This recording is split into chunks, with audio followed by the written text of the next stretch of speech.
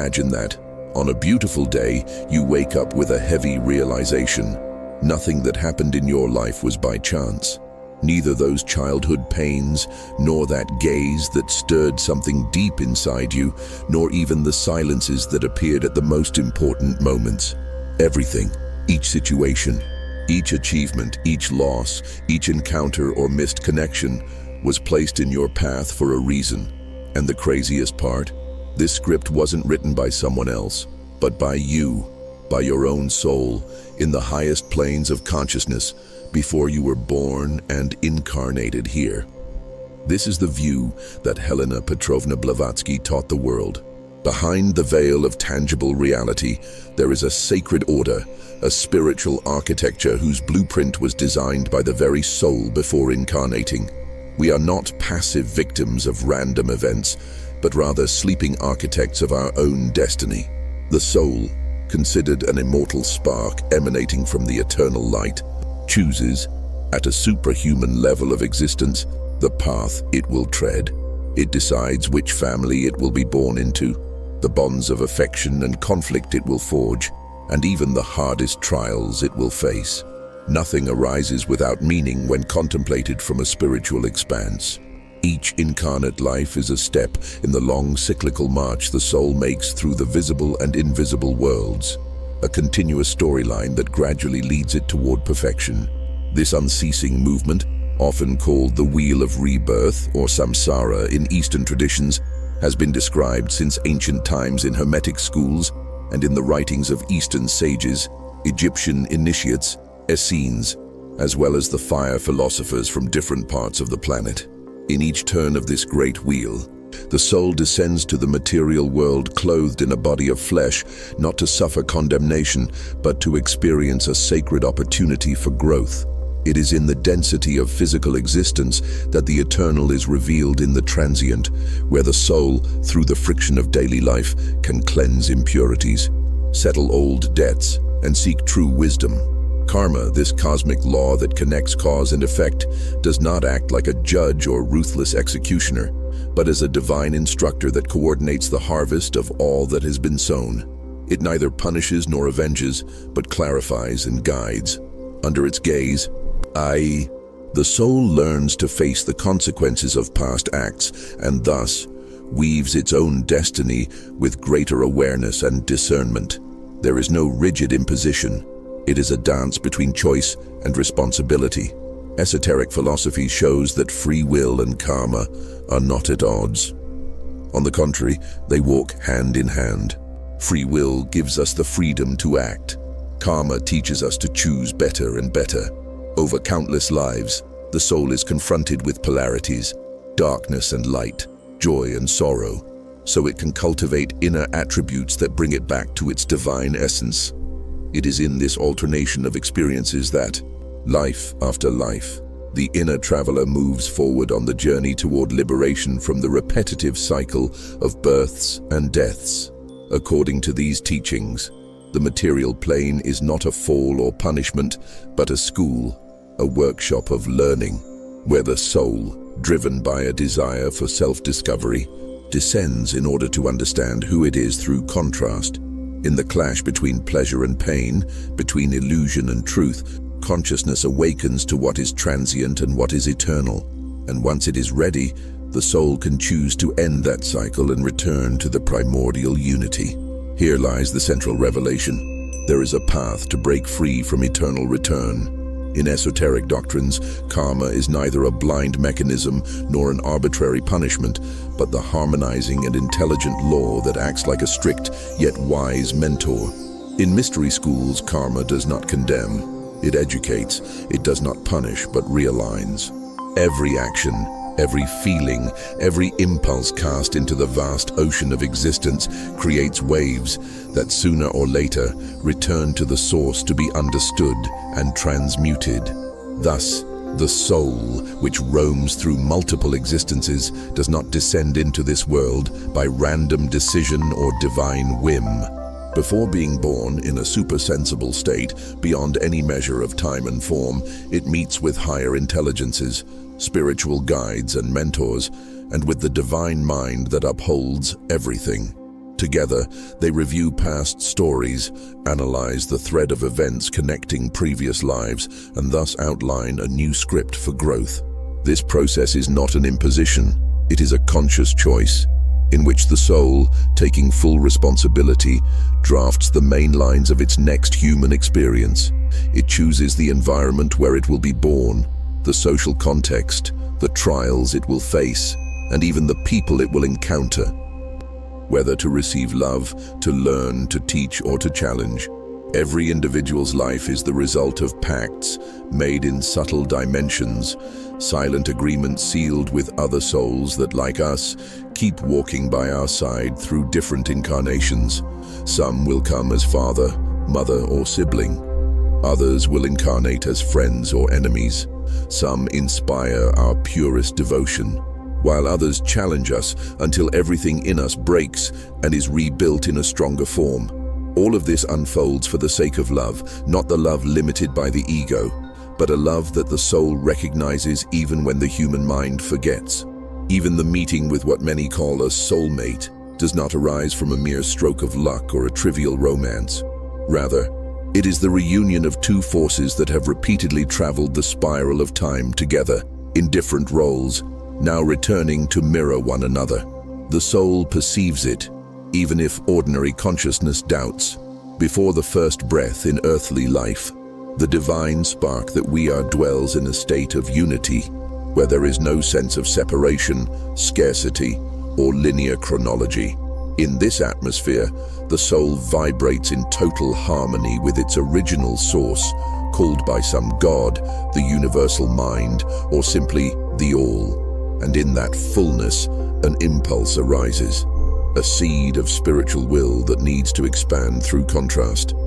It is this drive that leads the soul to incarnation, for only in the dense veil of matter can it assimilate lessons such as compassion born of suffering, faith forged in darkness, or strength developed through falls.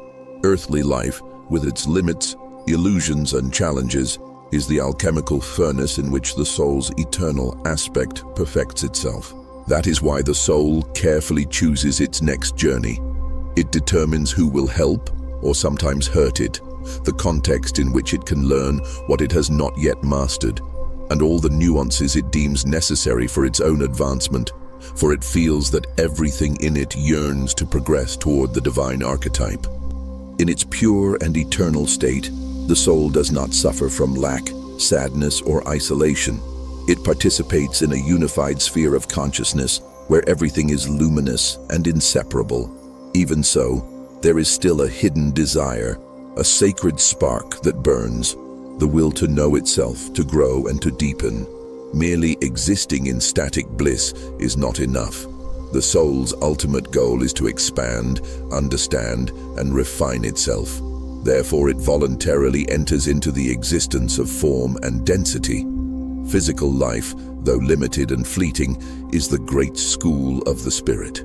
It is the place where the soul experiences polarities that would be impossible in more subtle planes. Here, it will encounter joy and suffering, fear and trust, downfall and redemption. To incarnate is not punishment. It is a sacred choice for learning. Each human birth is a valuable opportunity, for in it the soul can experience in body and emotion those lessons that, on an ethereal level, it only knew in theory. Here, amid the turmoil of the senses, the soul learns what it is to love and be rejected, what it is to fall and still move forward, what it is to lose everything and choose to nurture hope. These events, emotions, relationships, and obstacles are alchemical tools that polish the internal gold of the being. Each soul carries a singular purpose, planned before returning.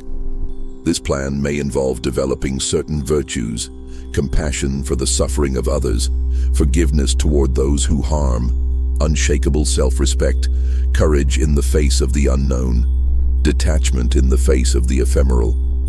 These attributes are not born of theoretical reading, but blossom through raw experience shaped by interaction with material reality. The evolution of consciousness does not occur through accumulating information, but through integrating learning experienced in a concrete way. Therefore, the soul does not come to earth to gather treasures, power, or immediate pleasures. Its true mission is the unfolding of its interior and the performance of a role in the grand plan of universal evolution, cooperating in the elevation of all that exists. Before its first breath on the physical plane, the soul contemplates the coming existence with unimaginable clarity for the mind it will later inhabit. In this state of superconsciousness, it chooses the circumstances that will serve its progress. It defines its bodily features, its genetic tendencies, and even possible health limitations, not because it wants them in themselves, but because it sees in those conditions the exact instruments to shape its inner temple. Physical pains, illnesses, restrictions, or disabilities can be chosen as valuable instruments of liberation. For in weakness, genuine strength may emerge, and in suffering the spirit, imprisoned in form, may be refined. Family, that primary circle we enter, does not appear by luck or misfortune. The soul accurately chooses the home it will be born into, who its parents, siblings, or close relatives will be, as well as the historical, cultural, and economic conditions. This is not done to ensure comfort, but because that collection of factors forms the proper ground for the chosen lessons. In a welcoming home, the soul can learn about self-love and gratitude. In a turbulent environment, it may discover the importance of patience, resilience, or unconditional love. Even childhood pain serves a sacred role. It acts as an incentive for maturing and awakening sensitivity. In this way, each soul enters the world wrapped in the veil of forgetfulness, yet bearing a luminous calling. Through tears and searching, through losses and moments of illumination, it gradually regains the thread of who it really is, why it came, and where it should return. The world may cast a fog of distractions and oblivion, but the esoteric law remains. Nothing is lived in vain. Each tear resonates in eternity. Each act of love, each step toward truth leaves marks on the soul that lift it toward the source. Nothing in a soul's earthly path is arbitrary. Each choice corresponds to a hidden need, a profound design that, even obscure to the rational mind, is perfectly visible in higher planes. In certain cases, a soul may need to develop the virtue of patience in a concrete way, not as an abstract concept. In that case, it may incarnate among people with difficult temperaments, in troubled relationships, in unharmonious homes, all so that this quality can flourish in fertile ground. It is not a punishment, but a field in which serenity can sprout. It is also no accident that the soul carefully selects the time, place, and socio-cultural situation in which it will be born. Being incarnated during a period of profound collective ignorance is not the same as during a time of greater spiritual openness. Being born into wealth is not the same as being born in extreme poverty. Each scenario provides unique experiences that shape the being's spiritual character. Even the country, language, gender, and ethnicity are chosen to activate the inner forces necessary for evolution. In this context, the soul also arranges encounters we might call destined. Many of the souls we will cross paths with have already walked with us countless times. Some arrive as companions, protectors, soul friends. Others reappear as opponents, spirits that challenge us or bring out the side of ourselves that needs transformation. No significant meeting happens by chance. Each is part of the plan outlined before birth. Intimate partners, mentors, lovers, betrayers, teachers, all play roles in the grand sacred plot in which the soul undergoes its inner metamorphosis. In the case of a first incarnation or early incarnations, when the soul still does not remember in a balanced way the synthesis between matter and spirit, the great task is survival, understanding the body, adapting to the tangible world. Consciousness, limited by the senses, struggles to recall the truths that dwell in the depths, but which were covered by the veil of birth. Being born imposes a rupture. The soul feels a painful separation from the divine source. It is as if a beam of purest light were encapsulated in an opaque body, experiencing the sensation of isolation. Hence arises the longing for the sacred, a yearning for something that cannot be named, but which was once known. In the physical world, the soul finds itself subject to time, space, cellular transformations, and emotions in duality.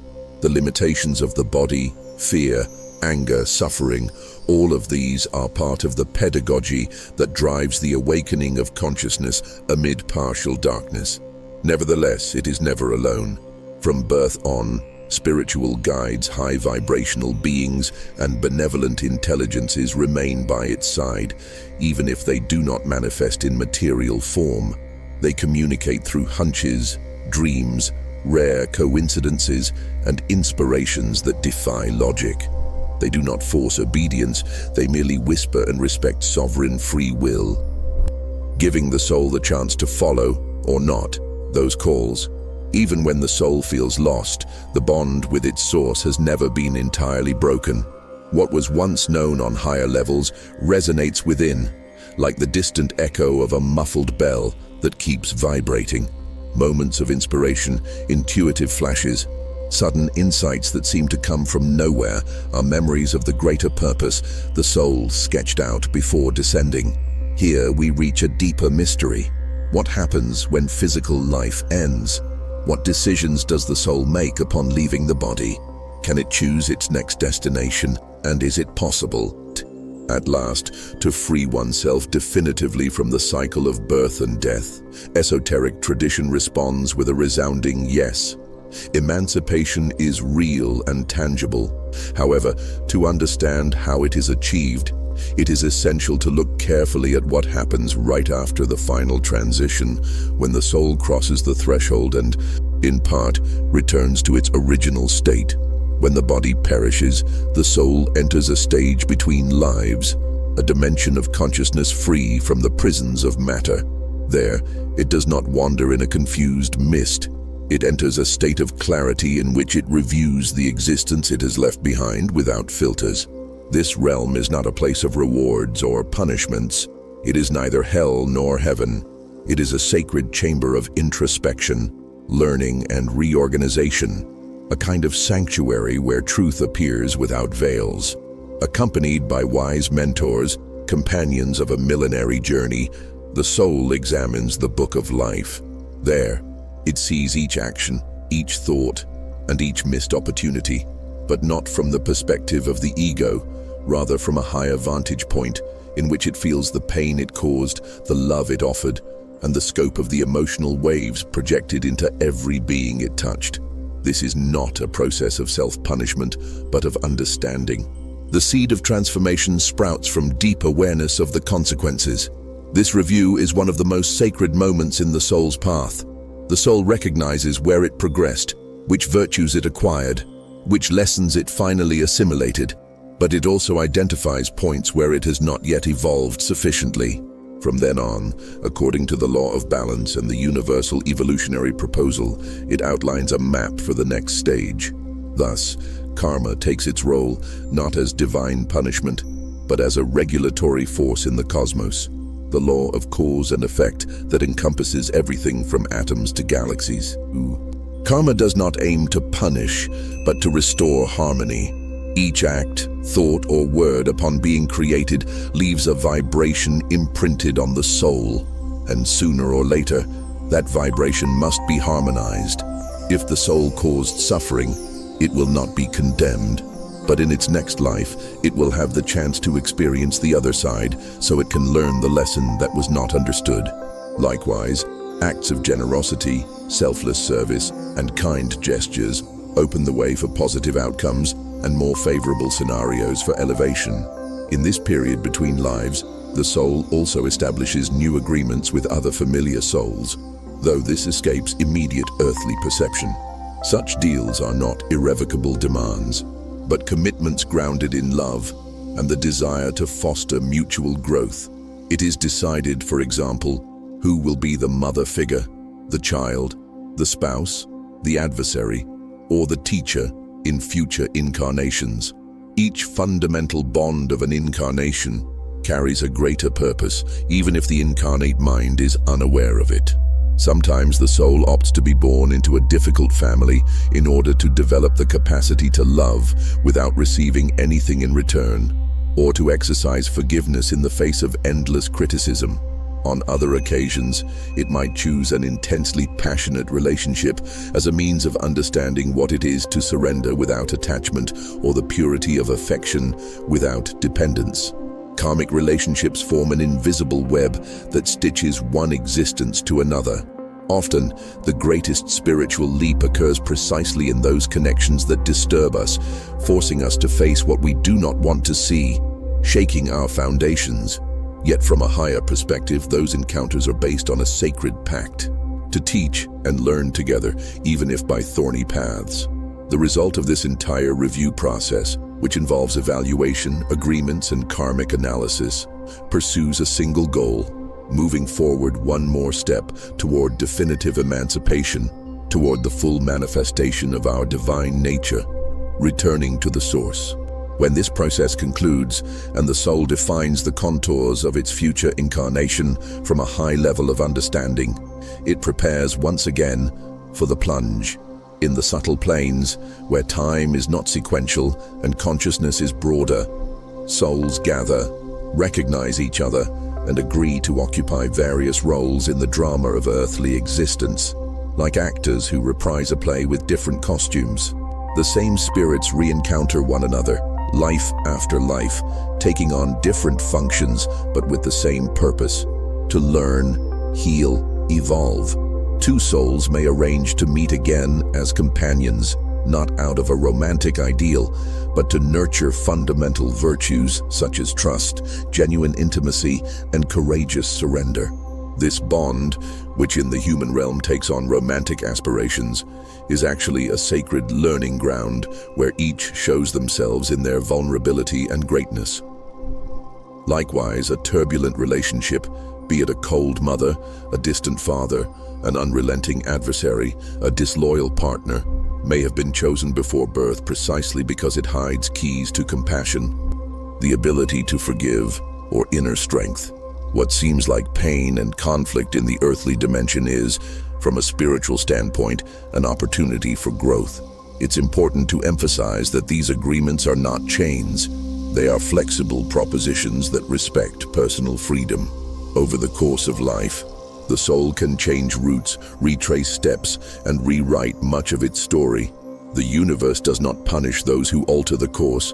Rather, it provides adapted scripts to resume lessons still awaiting integration. Nothing is ever truly lost. New opportunities arise, reminding the soul of what it promised to learn. Often, souls do not incarnate alone but in karmic groups, a sort of spiritual constellation traveling together over many lives. In one life, someone might be our mother, in another, our child, in another, our rival, in yet another, our closest ally. This is not mere coincidence but vibrational affinity and agreements formed to encourage mutual evolution. Among these groups, there are particularly strong bonds, such as soulmates, two spirits that walk side by side over centuries, balancing and exchanging complementary energies. On an even more enigmatic level, there is the concept of twin flame, which is not just a soul companion, but another expression of the same being. These encounters might not be smooth, but if they occur at the right moment, they can give rise to a transcendent union. After the review of the life just ended and an assessment of karmic inheritance, the soul begins a meticulous planning of its next time on the dense plane. This is not done casually. Every detail is driven by intention. The soul decides its physical composition, the gender it will have, which traits and innate abilities it will bring, and also any potential health difficulties that might serve as an evolutionary springboard. A physical frailty can strengthen the spirit. An illness can spark compassion or courage. Similarly, it chooses the family, aware that the first years of life will be crucial for the lessons to be integrated. It may opt for a loving home if it needs to reinforce self-esteem, or a troubled environment if it needs to develop patience, resilience, unconditional love, or learn to love without reciprocation. Everything follows a broader harmony. Yet despite all this carefully orchestrated planning, the soul forgets upon incarnating. It does not retain explicit memory of the agreements, promises, and goals established. This forgetting is not punishment. It is an inevitable condition so that the lessons may be genuinely experienced, not merely repeated like a play whose ending is already known. However, in a subtle way, the soul remains aware. It carries impressions, dreams, inclinations, and aversions that, if heeded, can help it decipher its own storyline. Throughout life, this inner compass quietly works, and the spiritual mentors who participated in the planning stay close, manifesting in uncanny coincidences, shining intuitions, and situations that defy ordinary logic. They are strong presences, though discreet. Hence, reincarnation should not be viewed as a burden, but as a cosmic classroom where every experience is a lesson, every encounter an opportunity to learn, and every challenge a practical test of what has been assimilated. In each visit to Earth, the soul seeks to close cycles, heal karmic bonds, restore broken balances, and refine its own vibration to draw closer to the divine essence. As long as there are loose ends, the soul will return to be born, not by external decree, but by commitment to its evolution. There is no exact number of reincarnations. It all depends on how receptive one is to learning, on one's willingness to look inward, and on incorporating into daily life the lessons one set out to master. What determines the next coming is the energy generated by our present actions, emotions and thoughts, the karma that remains active, and the spiritual contracts still open. From these elements come the circumstances of the new life, the body, the environment, the trials, and the gifts. This cycle persists until the soul consciously halts the wheel. True liberation does not involve fleeing the world, but transcending the veil that binds us to form, separateness, and the illusion of the ego. It is dwelling in matter without belonging to it, having our feet on the ground and our gaze fixed on the infinite, loving without enslavement, acting without attachment, learning without fear of consequences.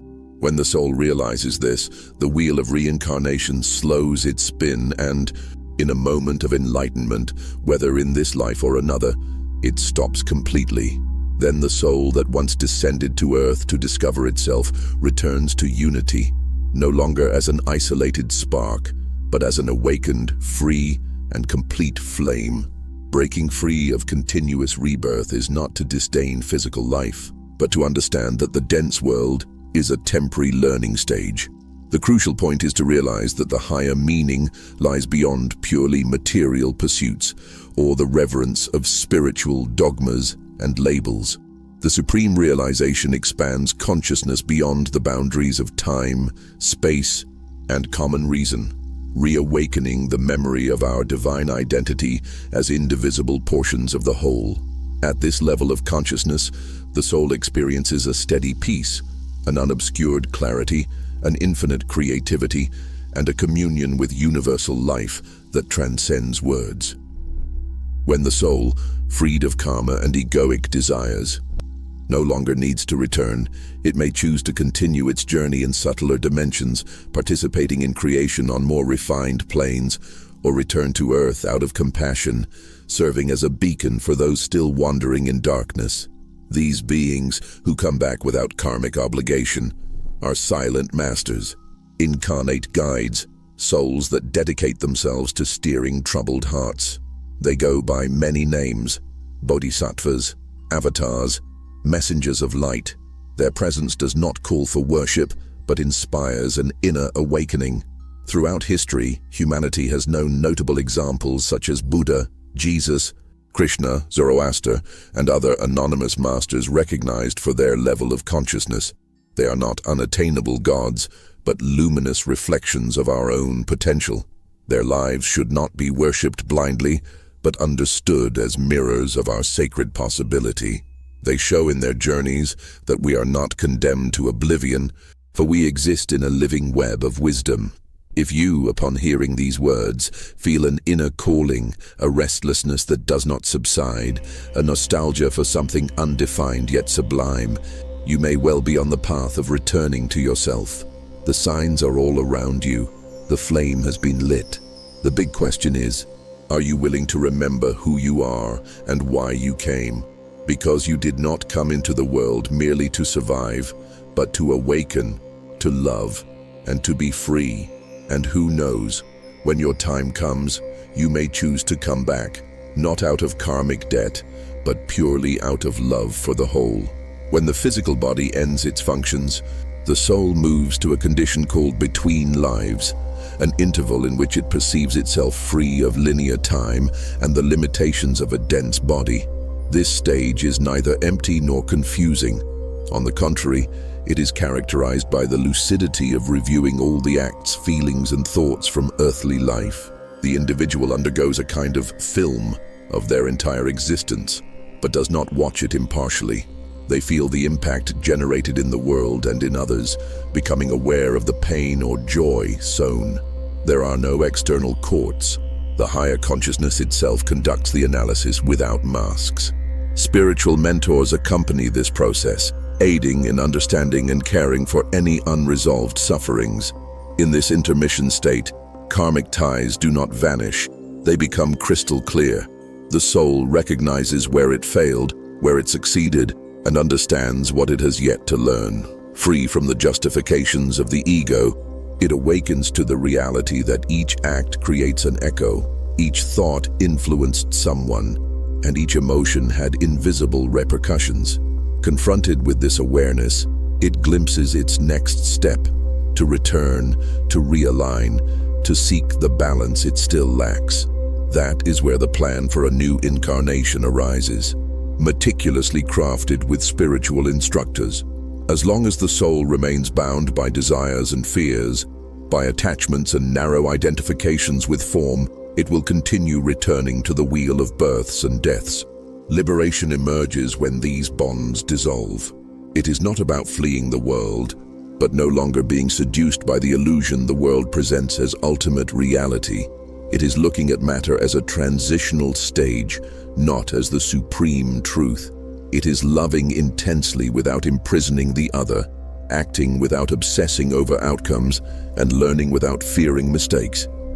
This state, described by many traditions as enlightenment, ascension, nirvana, or union with the whole, is not reached merely by accumulating intellectual knowledge, but through profound experiences of self-transformation, letting go of hatred, resentment, arrogance, and pride, making room for universal love, compassion, humility, and gratitude. Every inner choice of forgiveness breaks a link in the karmic chain.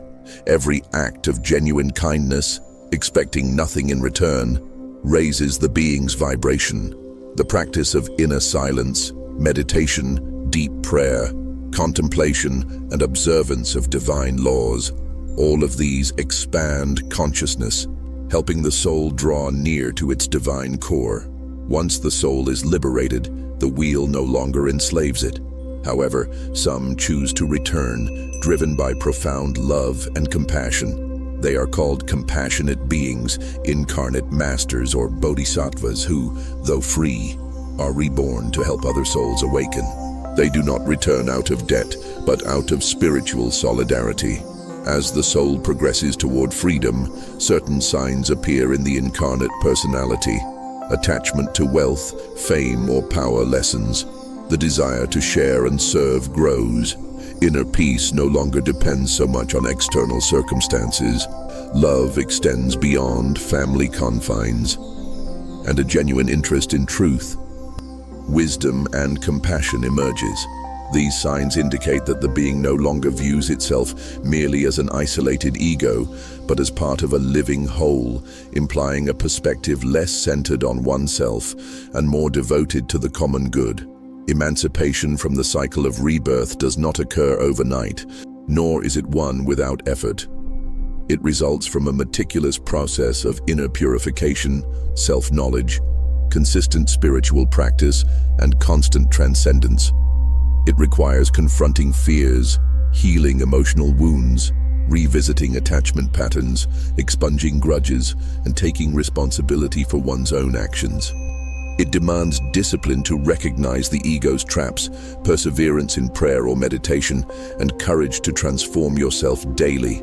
On this journey, each mistake becomes a lesson, each fall an opportunity to rise, and each pain a leverage point for compassion. Facing our shadows without pretense is a requirement. Embracing our own vulnerability is an essential part. The reward does not come from outside. It emerges as a serene peace and an unshakable conviction that you are fulfilling your true purpose. So long as a being has not reached such a level of detachment, its karma will guide it into new situations of learning, repeating lessons until they are fully understood.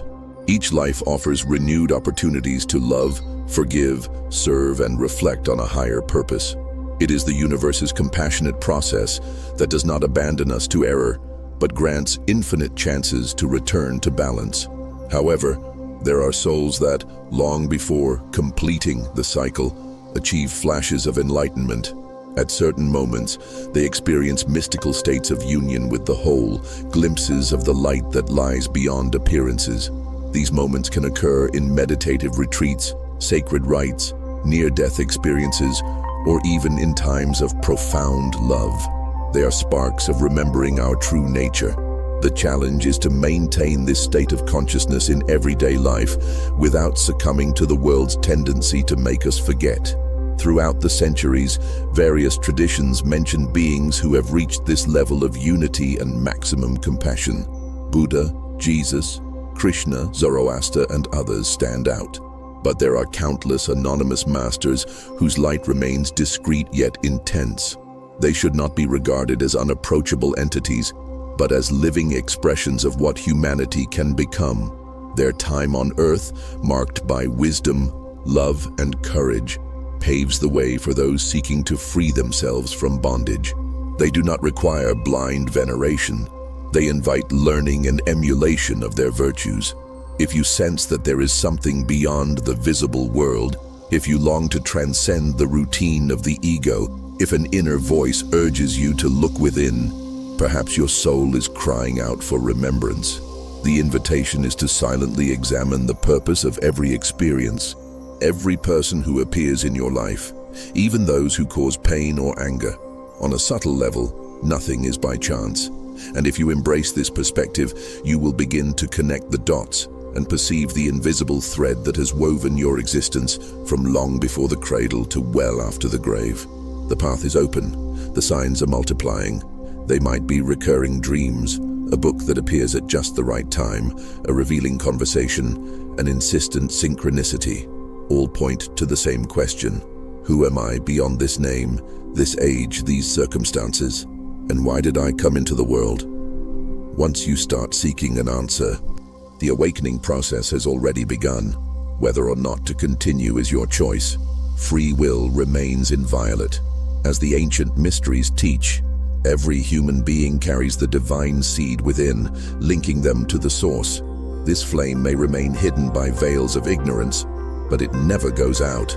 Moments of personal crisis, loss, or transformation can serve as gateways to access this inner light.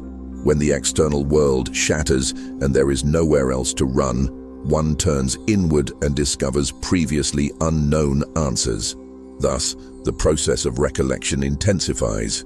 Human life does not end at the visible realm. From a multi-dimensional perspective, we simultaneously exist on multiple planes. Our incarnate part is merely a fraction of the totality we are. While our physical body interacts in the dense world, other portions of our consciousness may be at work in subtle dimensions, receiving inspirations and guidance. Communion with these finer levels of reality helps us remember what we planned before birth, revisit agreements, and even heal past life traumas. Many cultures practice techniques of inward journeying, lucid dreaming, memory regression, and so forth, precisely to explore these hidden layers. In short, the main lesson for the soul lies not in amassing information or temporary goods, but in expanding the capacity to love. And here, love is not mere romantic passion, but loving with acceptance, compassion, respect, and responsibility. It is loving those who are close and those who are distant, those who please us and those who hurt us. realizing that each creature has its place in the universal tapestry. Loving is freeing oneself from selfishness that makes us judge and hold others captive. When we reach this level, many shackles break and the soul rises, not because some deity demands it, but by natural vibrational resonance. It is common for kindred souls to come together repeatedly to help each other overcome deficiencies and cultivate virtues. In one incarnation, they might be close friends, in another, relatives, in another, adversaries who foster our growth by confronting us. Such variations serve a single purpose: to enrich experiences and deepen lessons. Every pain shared, every love exchanged, leaves marks that transcend time, shaping who we are in our essence. Our personal story does not begin at this current birth or end at physical death. We are part of a much larger narrative, interwoven with countless other consciousnesses that orbit our spiritual sphere. The wheel of reincarnation keeps spinning until the day the soul awakens, says enough to attachment and ignorance, and recognizes itself as part of the whole. At that point, karma no longer forces it to return because it has attained the consciousness of unity and is free from debts and compulsory lessons. If it returns, it does so out of mission and love, not out of imposition. And when it incarnates again, it is no longer submerged in illusion the same way. It carries, on some level, the living memory of its purpose of service because the veil of forgetfulness is not as thick. Hence, we arrive at the grand question. If everything is the result of our own soul's design, why do we suffer so much? Why would we choose family dramas, illnesses, tragedies, betrayals, and wars? The answer is that each of these situations can be a transformative instrument. When drafting the journey, the soul knows that without conflict there is no overcoming. Without darkness, one does not value the light. And without challenges, courage is not developed. On the earthly level, we ignore the breadth of this wisdom, but it reveals itself when our vision expands. Painful situations teach us compassion, empathy, and humility. Complex problems push us to seek higher solutions. Thus, amid the apparent chaos, the soul fulfills its goals and refines itself. Even if there is a prior plan, free will continues to govern our present. We are not shackled to an inevitable fate. In every second, we decide how to react, how to position ourselves in the face of events. We can inflame conflicts or heal them. We can nurture hatred or choose forgiveness. We can drown in past guilt or learn from it and rise above. The doors to liberation are always open, but we must want to consciously cross them. The universe never strips away our freedom, though it does place tests before us. When at last the soul learns all it needs in this dense realm, the drive for compulsory return ceases.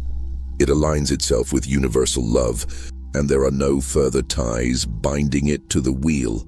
It can remain in more subtle dimensions, create, inspire, teach in other ways, or, if it so wishes, return to help those who still suffer in density. This choice, rooted in compassion, is described in many traditions as the Bodhisattva vow, the promise not to rest until all beings find their freedom. If these words have sparked an inner flame, it is a sign that your soul, or part of it, recalls a higher purpose. You can ignore it, carry on as though nothing is happening, or heed the call and start a genuine quest. That quest can take many forms: in-depth study, meditation, devotional practices, volunteer work, therapeutic support, spiritual retreats. The path is personal, but the intention to awaken must be authentic. Gradually, life becomes a sacred laboratory where each encounter and each parting reveals a piece of the puzzle your soul designed before incarnating. Nothing in our path is random. Not childhood pains, nor the loves that set us ablaze, nor the silences that shape us. Everything is part of a plan we ourselves sketched in the higher planes of consciousness back when we still saw with the clarity of the spirit. We are not victims of chance, but co-creators of our own story. The soul, immortal and infinite in essence, descends into the denser planes to learn and expand. using contrast as a tool for understanding and strengthening. The adversities of physical life, illnesses, failures, rejections, losses, are not arbitrary curses but steps carefully designed for inner maturation. Each virtue that will arise, compassion, empathy, wisdom, generosity, is only solidified through trials that test it. Karma, in turn, does not condemn but guides, ensuring coherence between what we sow and what we reap. And above all, we have free will to decide how we respond to every event. Thus, the journey spans many lives, full of meetings and partings, laughter and tears, until our perception grows large enough to see itself as part of the whole.